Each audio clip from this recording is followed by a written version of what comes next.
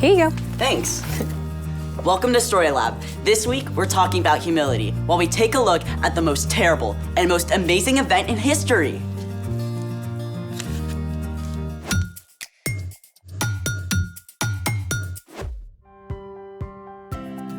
Hey, I'm Skylar. And I'm Sebastian. We're talking about humility, which is putting others first by giving up what you think you deserve. And we're also celebrating the most amazing example of humility ever. Easter! How are you celebrating? I practice my crafty skills. Oh, Easter tree, how lovely are your branches. An egg tree. I love it! What are you doing to celebrate? My mom makes these really awesome hot cross buns for Easter breakfast, but they take forever. So I found a super quick recipe for resurrection rolls. Why are they called resurrection rolls? I think we gotta bake some to find out why. Well then, let's bake it. Step 1, open a tube of crescent roll dough. Oh, can I do it? Be my guest. I love this part. Okay, just wait for this. What now? Step 2, take a marshmallow, then dip it in melted butter. Then you're gonna wanna roll it in some cinnamon sugar. I like my sugar with sugar. Step 3, place each marshmallow on the wide end of the dough. Then you're gonna wrap it up tightly.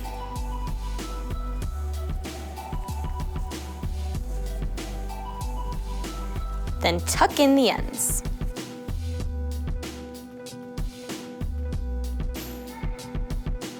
Do we do all of them? Yep, and you can roll them up if you want to.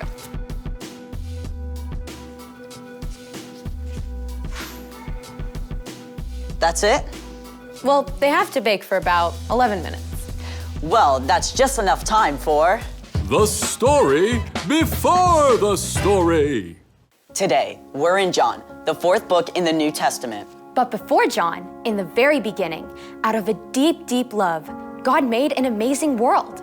But when people turned away from God, the world was broken. God made a plan to draw people back into relationship. So, at the right time, God sent his very own son, Jesus. When Jesus grew up, he traveled from town to town, teaching and healing. People were ready to make him king. But when Jesus came to Jerusalem for the Passover festival, the religious leaders made plans to get rid of him. At a special Passover meal with his friends, Jesus shared one way people would know his followers, by their love. Which is where our story starts. Take it away.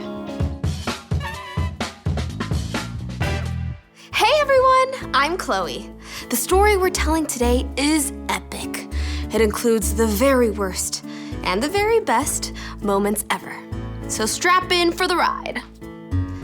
After the Passover meal, Jesus led his friends across a valley to a garden called Gethsemane. While Jesus was praying, a group of religious leaders and soldiers entered the garden. They were led by one of Jesus' closest friends, Judas. Jesus knew why they had come, and he didn't try to run, even though he could have called angels to defend him. Who do you want? Jesus of Nazareth. I am he.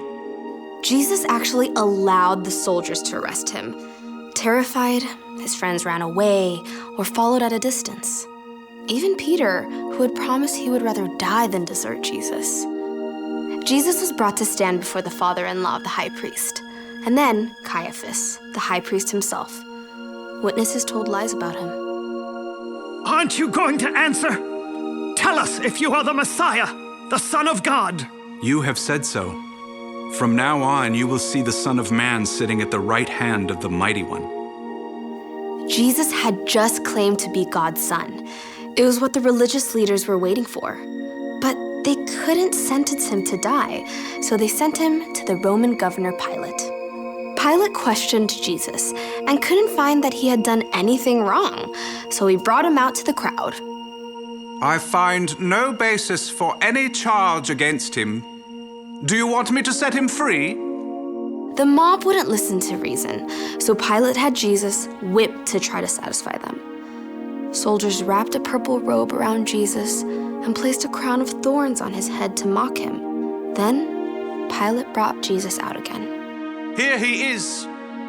I don't find he's done anything wrong. Crucify him! Crucify him! Crucify him! Pilate didn't believe Jesus was guilty, but he also wanted to keep the Jewish leaders happy. So he sent Jesus to be killed by crucifixion. Jesus even had to carry his own heavy wooden cross through the dusty streets of Jerusalem. Outside the city walls, on the barren hill of Golgotha, Jesus was nailed to the cross. The soldiers placed him between two common thieves. Though most of Jesus' followers were hiding, his mother Mary and several others huddled below to see what would happen. At noon, darkness settled over the land. At last, Jesus cried out. It is finished. Then he bowed his head and died. The earth shook. Rocks split wide open. It was the deepest, darkest moment the world has ever known. God's very own son had chosen to give up his life. A follower of Jesus named Joseph from Arimathea took Jesus' body and laid it in his own tomb cut out of rock. A heavy stone was rolled across the entrance. Through the darkness of Friday and Saturday, Jesus' friends hid out, afraid the religious leaders might come for them too. But early Sunday morning, Mary Magdalene went to the tomb with special spices to place on Jesus' body. When she arrived in the garden, she discovered the stone had been removed, and the tomb was empty. After the terrible events of the last few days, Mary had no idea what to think. She ran to the place where Jesus' disciples were staying. They have taken the Lord out of the tomb, and we don't know where they have put him. Peter and John raced ahead to see what had happened. The tomb was empty, just as Mary had told them. The linen cloths that had been wrapped around Jesus' body lay limp on the stone. Confused, the men left, but Mary had reached the tomb again. In the growing light, she leaned down to look inside, tears clouding her vision. This time, the tomb was not empty. Two brilliant angels sat there. When Mary turned away, she saw a man standing nearby. Woman, why are you crying? Through her tears, Mary thought he must be a gardener. Sir, did you carry my Lord away? Tell me where you have put him. Mary. As Jesus spoke her name, Mary was overcome with joy. She threw herself at his feet. Teacher! Gently, Jesus lifted her up. Do not hold on to me.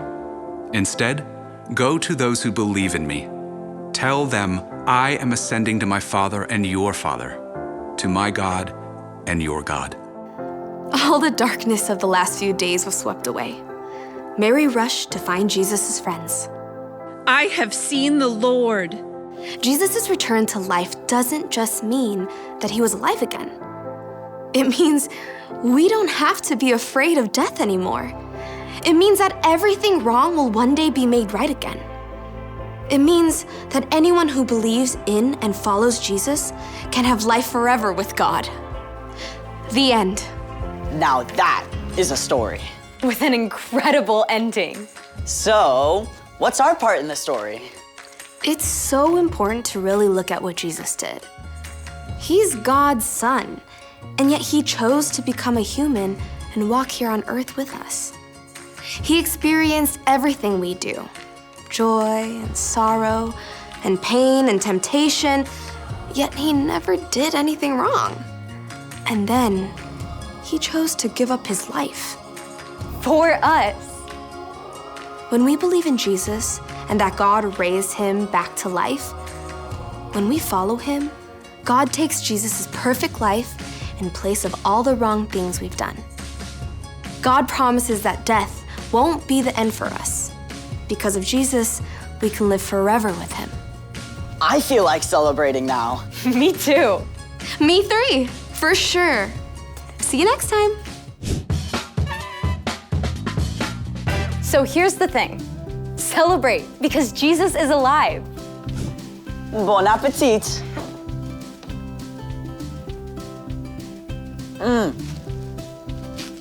Hey, wait a minute. There's nothing in here. Yep, the marshmallow's gone.